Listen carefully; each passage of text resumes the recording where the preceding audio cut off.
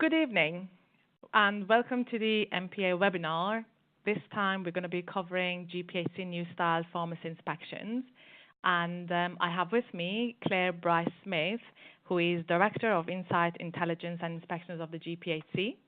And my name is Leyla Hannbeck and I am the Director of Pharmacy at the MPA. And together with Claire, we're going to be talking about the new inspection model. And towards the end of the presentation, I'm also going to be covering a little bit of revalidation and some updates on that in relation to what is next and what we need to be doing this year. So agenda for this webinar is, first of all, explaining why the new changes are taking place in relation to the new GPhC inspections. We're going to explain the format of the new inspections and what to do to prepare. And we're going to also cover the support that is available for preparing in terms of like what you can read through and the other things that are available to make sure that you have all information at your disposal to prepare for the new inspection model. And then we're going to be talking about revalidation and requirements that are around in terms of like making sure that we do the right things this year for our revalidation. So without further ado, I'm going to hand over to Claire to take us through the key changes at the GPhC in relation to inspections. Claire. Okay, thank you very much and good evening, and thank you for inviting me. I'm going to, in a minute, just start going through some of the key changes to the inspection model, and I hope by doing so it will give you a clear idea of what is going to be different. But before I start doing that, I just wanted to say to you that much is actually the same as it was before. And we're still going to be inspecting everybody. There are still the same standards that we'll be inspecting against. We'll still be speaking to the whole pharmacy team when we do our inspections, and you'll still get a report, for example, in the same way that you do. And we are still interested in both assurance that you're meeting the standards, but also supporting you to improve.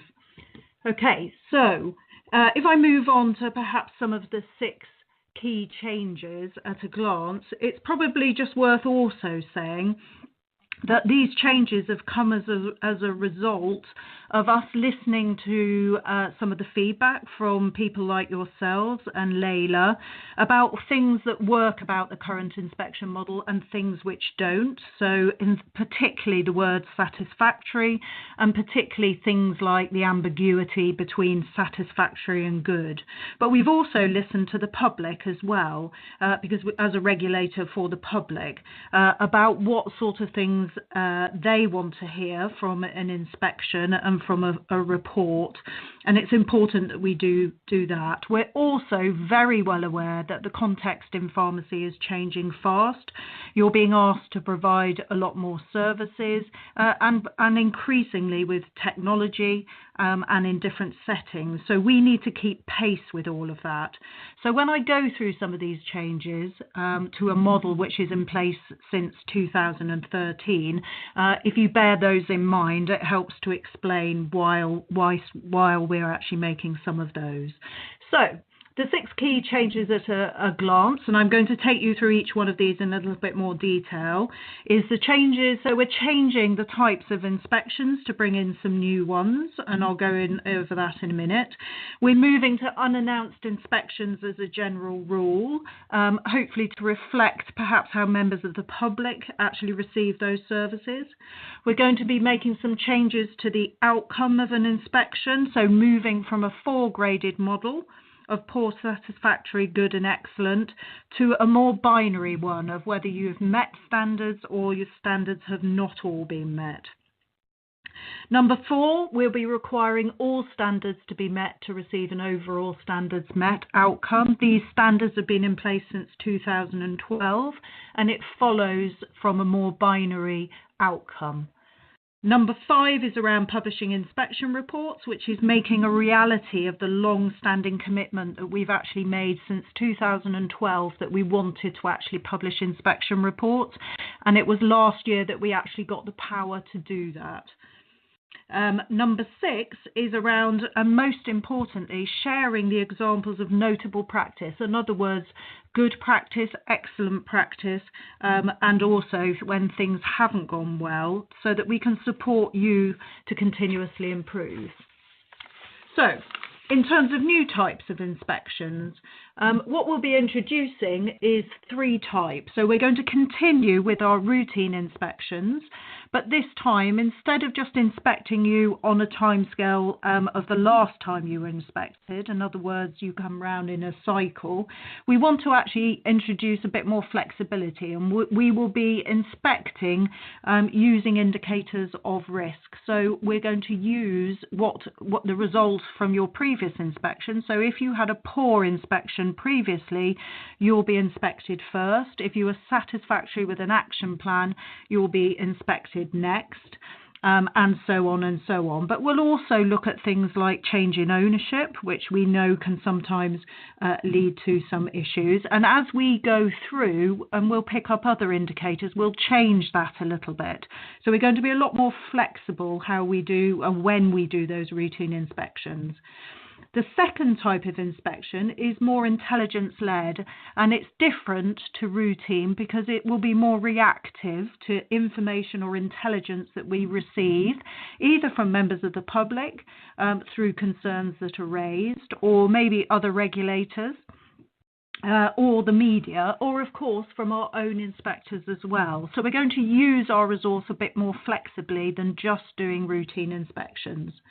The third one is the really new and quite exciting one, and that's themed inspections. And for themed inspections, we're going to visit a number of pharmacies at the same time, but only looking at specific areas so that we can identify learning, either things that are doing well to really understand an issue. So to pick an example, for example, online pharmacies, we might want to actually look at identity and how people check identity when members of the public are going online to receive medicines. So the whole point about that is that we would be able to look in much more detail. And as it says on the next slide, and the next point down, our aim is to be flexible, a little bit more agile and responsive to what's going out there in pharmacy, so that we can actually make sure we are making an impact. The second area then that is going to perhaps be more of a change is a move to unannounced inspections as the general rule. At the moment, we give you about 6 to 8 weeks and notify you that we'll be coming sometime within that period. But we realise from feedback that we've had from members of the public quite strongly that they want us to do unannounced inspections so that when we actually come and see it, it better reflects how they receive the services on a day-to-day basis. And also, when we started in 2012, we said that our standards should be met every day. So this is really about moving it on 6 or so years later. Just to give you an indication of how many inspections we generally do a month, it is around 300. So that's the sort of scale ballpark that we're talking about. And also, we do this a little bit at the moment as well, is we do have a little look on various sites, like what was NHS Choices, but is now NHS UK, to have a look whether anything's being said or from members of the public and those using the services. And there will be similar ones, websites in Scotland and Wales as well. So, moving on to the third change, which was around changes to the outcome of an inspection. As I said at the beginning, at the moment, the outcome is either that the pharmacy is poor, satisfactory, good or excellent. We will be moving to one overall outcome that's clear to members of the public and is more binary in nature. So either standards will be met or standards will be not all met. And that provides much simpler outcomes for members of the public. They said they preferred that. They said they found that nice and clear. And and that's quite important to us when we move to publication. But it also provides that clarity to pharmacy owners, and so that we can hold them to account for whether they've met their standards or not, and it improves confidence as well. It also removes that ambiguity that I talked about before. But what to make sure that we can actually identify all the good practice which is going on in pharmacy, because that's really important that we also do that. We are still retaining at principle level 4 possible findings. So we're not losing that differentiation, if you like. So we will be able to identify standards not all met, standards met, good practice, and excellent practice. So that's very similar to what we actually do at the moment. It's just a change in the actual description of what we actually say. And then when we move on to inspection reports, the 5th area of change was around inspection outcomes. And we have always said that we wanted to move towards publication so that we are in line with many of the other regulators operating out there. But it's also so that we can be open, transparent, and accessible to members of the public. And that means that we will also publish the improvement action plans, which we use as a primary mechanism to actually secure improvement. But it will also mean that we will publish, if we are taking on the rare occasions, regulatory enforcement action, so the service of a notice or conditions on the pharmacy. So we will be publishing inspection reports. We will be publishing them, we have said, sometime in the first quarter, which will be any time up to June. We are looking, probably that will be more likely to be June. We are currently working on development of the website, and it just depends when we've done all of that testing for that to go live. But anything that is inspected from the 1st of April, you should expect at some point during that first quarter for those reports to be published. So, and what's also very important to us is that it is for members of the public, but it also means that yourselves can actually see what others have been doing, and that you can use that as an opportunity to learn from.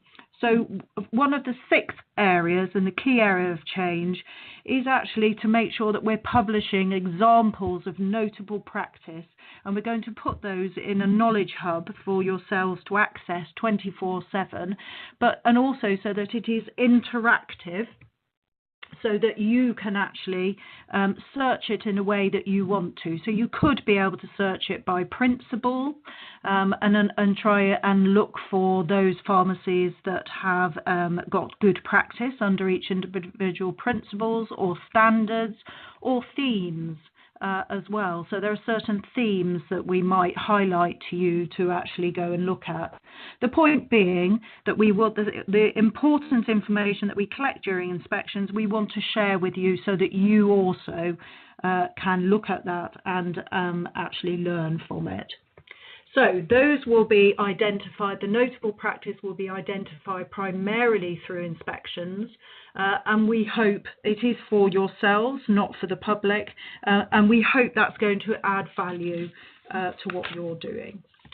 So what is on your side at the moment is actually a mock-up. So we're sharing that with you. It's at early stages. It's not yet the signed off version, but it's just to give you an indication of what an inspection report might look like up on the website. So if you can, it's quite small, and for anybody who's trying to read the writing, it's not, I think it might be in Latin, it's not actually a real pharmacy, but it gives you a feel of what it would look like. So every pharmacy will have a profile page, and it will have the name of the pharmacy, and if there's been an inspection report, it will make clear what the outcome of that inspection is. And as you will see, it has actually got the 5 principles And what we're actually looking to do is only provide a summary of the inspection report so that it is written in plain English for the public. It's about the right amount of information that they want to see, and we're going to point them towards that. What it actually is the judgment that you currently get under each of the principles when you have an inspection. So as you can see, it's quite short and snappy. It tells them clearly what we think of the pharmacy and what we found under each of the principles. They will be able to get to the detailed report, which is more for yourselves, but that is something which they don't generally want to see. But if they really wanted to see it, they could access it. So it gives you an indication. If you hadn't had an inspection, there will still be a profile page, but it will actually say that you haven't been inspected, and it will actually give some information about what we expect, how we inspect, and the standards. So hopefully that gives you a little bit of an indication what it might look like when we actually get to publication more towards June. So the last slide is really just to let you know about enforcement and more the enforcement principles. And I just want to make absolutely clear that we will continue, and we intend to continue with our same approach to securing improvements, which is to use the improvement action plans, which have been very successful to date. We do have enforcement powers to secure improvements in a more legally binding way, but we are only intending to use that as the exception rather than the rule, where there's significant patient safety risk and or when we think perhaps we won't get those improvements quicker. So we have published our enforcement policy. It is on our website. But I thought you might be interested to see our enforcement principles. And I really just wanted to emphasise, and hopefully to support what I've just said, is that we intend to be proportionate. We're only going to use enforcement action as the exception rather than the rule to get that compliance where there are patient safety risks. We do want to be transparent, for example. And it's right that we tell you how we're going to actually enforce, but also we are open and transparent with the public. And as it says there, the other one I really wanted to highlight was around targeting. We are only going to be using enforcement action if there is a really serious risk. And we need to get some controls in place, or we need to get some improvements quickly, and that is the best way to do it. So I hope that has given you enough of an indication as to the changes that we're actually going to be making from the 1st of April. Much is actually the same, but those are some of the key changes. And I hope that was useful. And when Leyla's finished, we'll be very happy to answer some questions. So over to you, Leyla. Thank you, Claire. Thank you. We're going to be taking some questions towards the end as well, so Claire will be still with us. But one thing that I wanted to mention as well, in terms of like when it comes to the principles and standards, we sometimes get questions from pharmacists in terms of like, are the standards changed? Are they going to be changing, or are the principles changing, or is there anything else that we need to be adhering to? But it's very important to remember that those standards and principles are the same. So by now, you will probably know those by like the back of your hand in terms of like, you know, what principles there are and what standards come under each principle. But I thought I'd just summarize them for you. So there are, as you know, 5 key principles. So principle number 1, which is all about risk management. Principle number 2, which is all about your staff and the skill mix in the pharmacy. And principle number 3 is all about making sure that your premises is fit for purpose. Principle number 4 is about the services that you're offering in the pharmacy and all the standards that come underneath there. And principle number 1 is basically in relation to your equipment and things that you use in your pharmacy. So as long as everybody in the pharmacy is aware of the principles and the standards that come underneath each principle, then you're already doing a great job. So as part of the GPhC inspections, we know that it's not just about the pharmacist, it's about the whole pharmacy team. So making sure that everybody in the team is involved is a big thing. So when the inspectors come in the pharmacy, they don't just spend time speaking with the pharmacist, they spend time to speaking with the rest of the team. And it's important to remember that the team members are kept up to date with all these principles and standards. One of the questions that we do get at the MPA often is that what will the inspectors ask of my counter assistants or my dispensers? What are the questions that they may be asking? Well, the inspectors will be going down the route of, the show me and tell me model in terms of like asking the staff around the pharmacy, just show me, tell me about your SOPs, show me how you're managing your processes in the pharmacy and things that are relevant to them. Of course, the inspectors will not ask, a sales assistant or a counter assistant something extremely clinical. They will bear that in mind. But as long as the team can demonstrate that everyone is working together and they all are aware of the processes in the pharmacy and know about the principles, that's something that is obviously important to remember. Now, there are loads of things that you can read about in relation to the new inspection, what Claire was talking about. The GPhC have a lot of resources on their website in terms of like inspection decision-making framework, the whole prototype inspection model, guidance for registered pharmacies, stuff about premises and the things on, for example, how you practice pharmacy, for example, guidance on religious and personal values, raising concerns, confidentiality. So there's a lot of information already available on the GPhC website.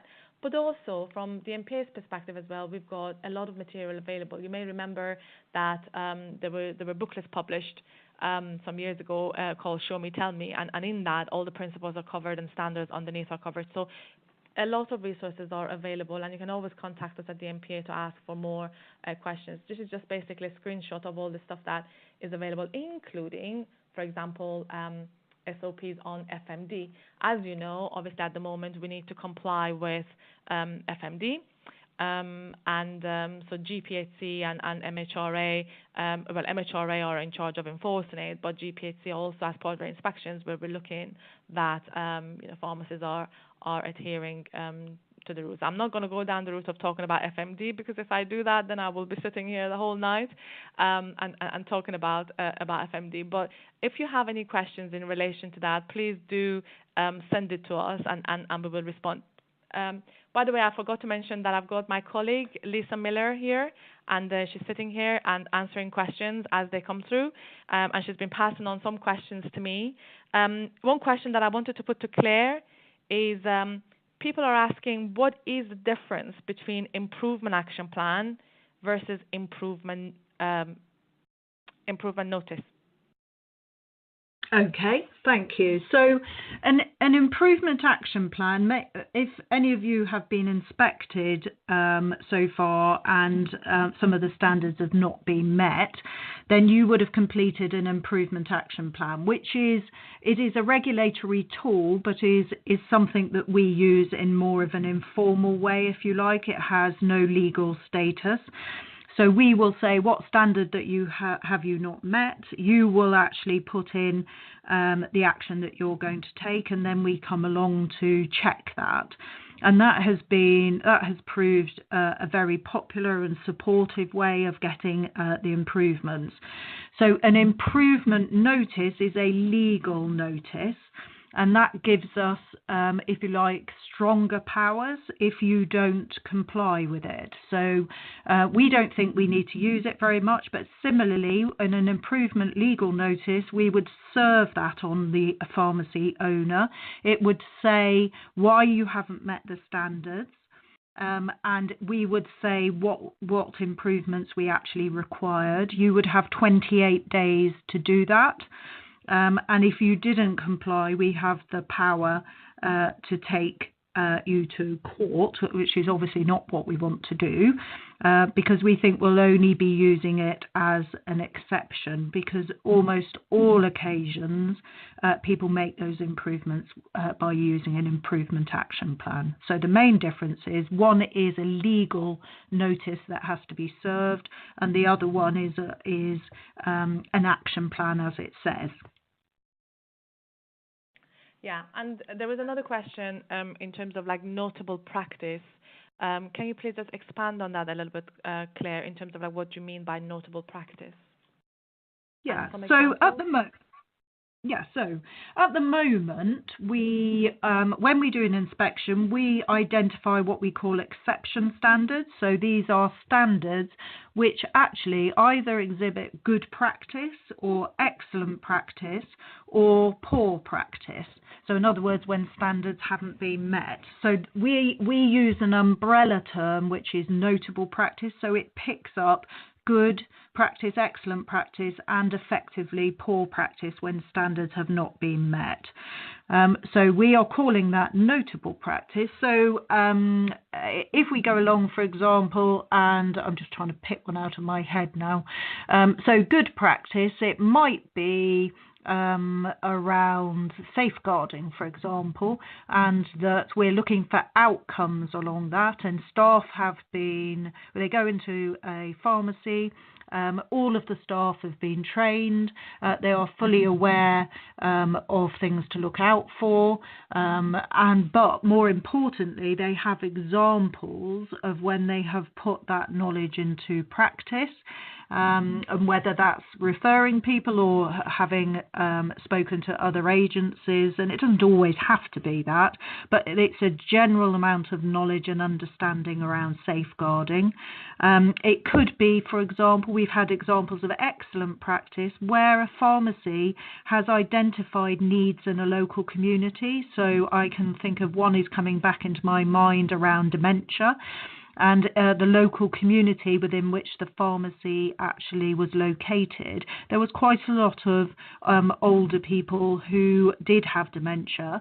The pharmacy itself identified there wasn't much understanding or awareness or knowledge of how they could support family members or friends with dementia, and they actually set up a service, and they actually got the GPs involved and some charities involved, and actually provided some of that and became a hub, if you like, for that local area on dementia support. And that was an example of going above and beyond, looking at the community that they actually served, and actually meeting a need which wasn't just necessarily a contractual need. So that was an example of excellent practice. Poor practice, I would say, and I think we need to distinguish, these are not minor non-compliances. So these could either be one major systemic issue, or they could be a number of smaller issues. So it could be anything, to be honest. It could be extremely poor record keeping, and that's not just in the CD register, but it might be across the board in private prescriptions, emergency supplies.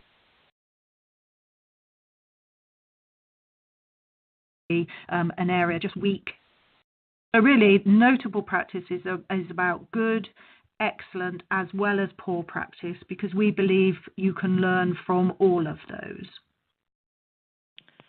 Claire, one of the questions that we've got as well, in terms of like how often a typical pharmacy will be inspected, do we have any guidelines around that?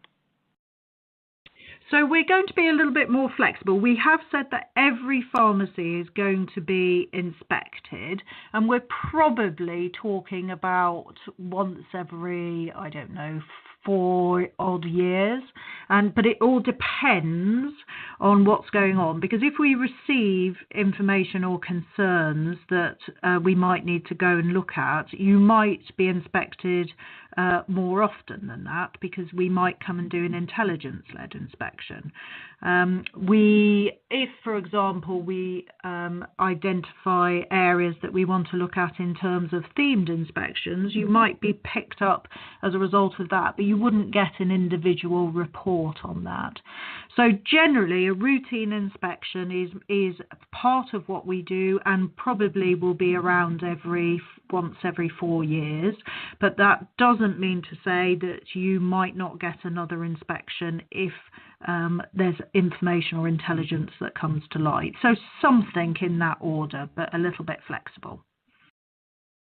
And can we assume that the GPhC will be also sharing some of the most common issues that they've been coming across when inspecting pharmacies, so that pharmacists can learn from that as part of the reports that you publish? Absolutely. And what I didn't say is that when we come to publish and make the website live, we will also be publishing what we're calling an insights report. So we've had some analysis done of all of the inspection, well, not all the inspection reports, but looking at the themes and the patterns which have come from the inspections that we've done, because we have now inspected everybody across England, Scotland and Wales. And we will pick up and make sure that there are examples of notable practice that we can highlight to you on particular key issues that we have identified. So absolutely. And the good thing is you won't have to wait until an inspector comes round. You'll be able to access this information anytime you fancy, and you'll be able to search it in an interactive way. So if you have a particular issue, and it might be, I don't know, it might be around MDS trays, then you can do a general search, or you could search on certain standards or principles.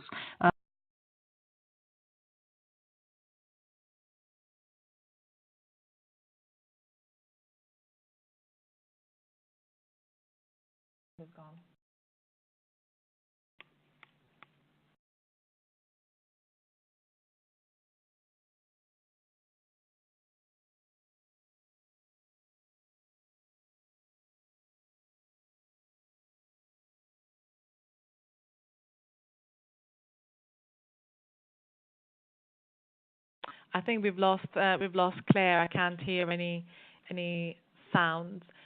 But there are loads of questions coming through, and what we're going to be doing, we're going to be collating all of these questions, and we are going to be responding to those questions, and the response will be available through the MPA website, and we will obviously share all the slides and all of that with all of you who've logged in today to listen. There are many questions coming through in terms of like when there's a change of ownership, for example, within that time period, would the GPhC want to inspect, and there are other things in relation to FMD.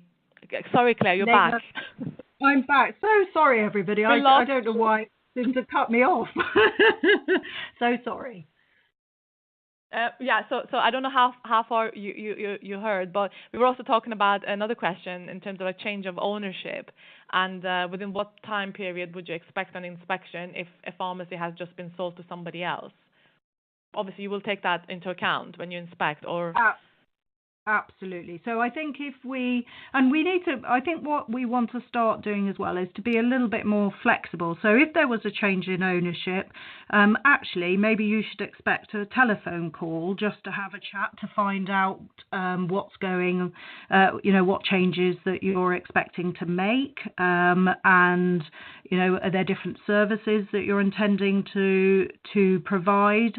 So I think we need to start ourselves flexing a little bit how we always operate, and sometimes just when we get information or intelligence or somebody's raised a concern, we have actually started instead of just physically always turning up, actually having a conversation first to find out what's going on.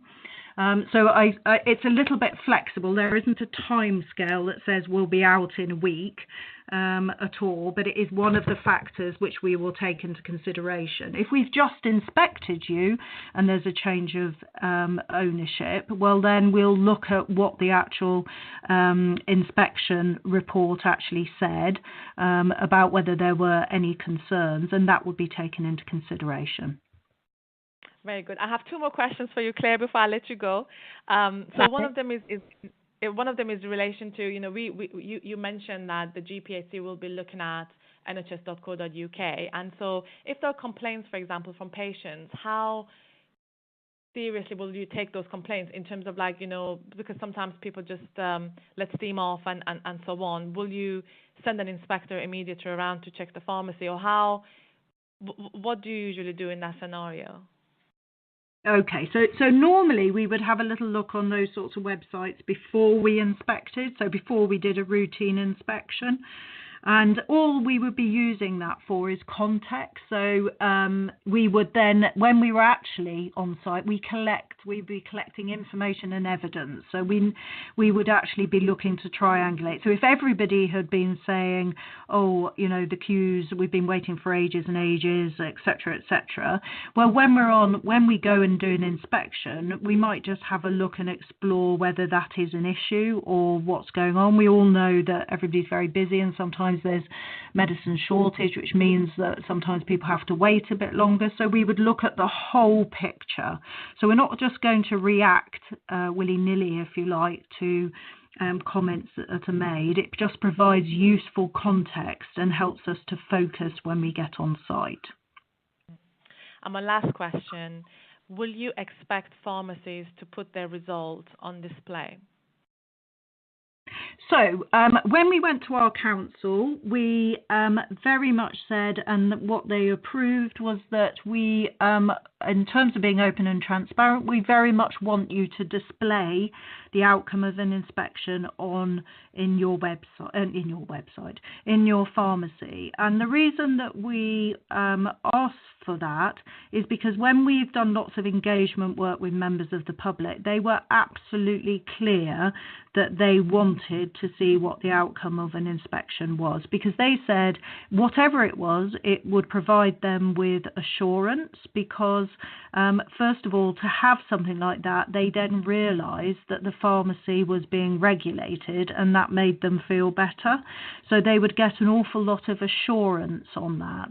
And we have done quite a lot of work on that. So we can't force you to put that sign up, but we are asking and expecting that sign is displayed. We will provide you with that sign, and obviously we'll be looking to see whether it's up or not.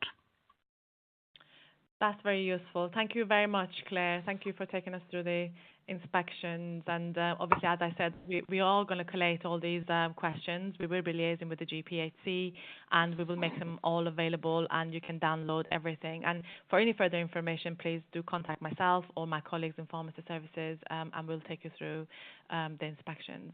So thank you so much, Claire. I was thinking before we finish today, I would very much like to take you through the validation for 2019 and just cover some of the things that we need to be doing this year.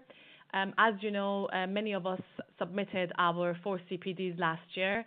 And so basically, for those of you or for those of us whose registration expires on 31st of December 2019, i.e. registration renewal is due for 31st of October 2019.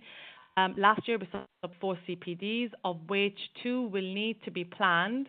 And this year we will also need to submit 4 CPDs by 31st of by the deadline. But in addition to that, we will need to do our peer discussion and a reflective account. So 1 peer discussion and 1 reflective account this year. So please do not forget that. I'm going to go through that a little bit more in detail. Now, for those who have their registration expiry on the 31st of May 2019, i.e. their registration renewal is 31st of March 2019, this year you only need to submit 4 CPDs. So you don't need to submit those other peer discussions and reflective account until 2020. So from next year you need to submit those. But your 4 CPDs you will have already submitted earlier this year if your expiry date is 31st of May 2019. So in terms of like CPD records, very briefly, For CPDs, at least 2 of which must be planned learned activities. So it needs to be relevant to your practice and relevant to those people who are actually using your services, because the reflection, the whole revalidation is around as well, around making sure that those service users are benefiting from what you're learning. So each entry length is suggested to be between 200 and 400 words, and as you will have seen from registering for 2018, it's actually a very more straightforward process compared to how it used to be. So from my own experience, I can tell you that it's much more straightforward, and I preferred this particular CPD recording compared to how it was before. Now this year, for those of us with the expiry date for December 2019, we will need to submit peer discussions. Now, there are key steps to take in relation to peer discussions. First of all, you need to choose a suitable peer, and you need to then share information to guide the discussion, and think about conducting discussions and engaging with it in a reflective manner. So it's all about reflecting on your practice and also, discussing it with your peer. So the format of it could be face-to-face, it could be by phone, it could be via a web chat or video call, any means of, communication that is suitable for you and your peer. So the whole idea is to have that discussion. Now, whatever means you want to use to have that discussion is absolutely your choice. You can also have it in a group, but what you can do is that you have to have, if you're doing it in a group, then you need to make sure that the topic that you're discussing with your peer is relevant to you, and that is a suitable environment. In terms of peer engagement, first of all, speak with your peer and seek your agreement in relation to this. So that they are in agreement to be your peer, and they need to be obviously given their contact details if the GPhC wants to then contact them to just check that they have been your peer and what the discussions were about and so on. So make sure that they are happy with that. In terms of what you can discuss your CPD activities. You can discuss an incident that may have happened in your pharmacy, a feedback that you have received, a service that you're delivering that you want to expand or think about more, something in relation to your staff, for example, performance reviews, or if you want to discuss about your GPhC standards. So there are various different topics that you can choose that could be, well, obviously that needs to be relevant to your practice, but also would be useful for those who use your services. Some top tips in terms of how to complete a peer discussion: include a description of why you chose that particular peer. So why did you discuss to have that person as the person to discuss things with, and how that peer discussion actually helped you reflect on your practice. What changes you made to your practice as a result of that discussion, and some examples of how you implemented those changes and how positively they impacted and benefited your service users. Again, doesn't need to be an essay. It can be between 200 and 400 words, and it can be in the format that you're comfortable writing. So this year, we also need to do a reflective account. And the reflective account is basically based on one of the GPhC standards, and the GPhC has already clarified what standards they want us to reflect on. So they are as follows. So you know that as pharmacists, we need to adhere to GPhC standards. And the GPhC wants us to reflect on standard number 3, which is all about pharmacy professionals communicating effectively. Or you can do your reflective account on standard number 6, which is pharmacy professionals must behave professionally. Or standard number 9, where pharmacy professionals must demonstrate leadership. So writing a reflective account is all about, first of all, describing what setting you're working. So what type of, are you working in a pharmacy? Are you working in a GP practice, or however your setting is? What is your main role? What is it that you have as responsibilities, and who are your service users? And just focus on one of those examples that give examples of one of those standards that you are putting into practice. So top tips for that: describe your setting of your pharmacy, your main role. Include a description of typical service users, and how you have met the GPhC standard in, as a pharmacy professional, and include some examples and include any feedback or evidence for that. Some quick questions that people ask us: if I miss the submission deadline or I cannot complete or submit all my records, will I be able to renew my registration? When you renew your registration, you will be asked, you will need to declare that you have complied with revalidation framework. And you have to, if there are any problems that makes you unable to submit all your records or some of your records, please inform the GPhC in advance of your renewal, and making sure that you've got good reasons for that, and you will then enter into a so-called remediation process. So just a quick recap. If your renewal deadline is 31st of October 2019, mine is 31st of October 2019, so I've already started planning what I want to do with my peer discussion and reflective account. So, and thinking about your CPDs, 2 of which will need to be planned. The other 2 can be unplanned. And so make sure that you submit everything by the deadline. If your renewal deadline is 31st of March 2019, you will only need to submit your 4 CPDs for this year, which you will have already done in January. So if there are exceptional circumstances, please do discuss with the GPhC about this. So in terms of revalidation, if you have any questions in relation to that, in regards to wanting to find a peer or wanting to understand a little bit more about how to go about with the peer discussion, again, please do contact myself and my colleagues in the pharmacy services team, and we can take you through that. So just before we finish tonight, just a reminder that we have another webinar on the 26th of March. I will be coming back again next Tuesday, but this time we're going to be talking about pharmacy contract and reimbursement. We're going to be covering Category M. We're going to talk about Category C. We're going to talk about margin survey and price concessions. So if you want to know about pharmacy contract, please log into that webinar next Tuesday. Worth mentioning that is not the only webinar that we're going to be covering pharmacy contracts, because contract is a massive area. So we will be having a series of webinars covering the pharmacy contract, taking you through all the elements in relation to the contract, so you understand the changes, what's coming, and what's around the corner.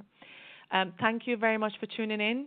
And if you have any questions, as always, do get in touch, and we'll aim to answer everything. If you haven't had your questions answered today, rest assured that they will be in the coming days, and they will be uploaded on the MPA website. Thank you once again to Claire, and have a very good evening.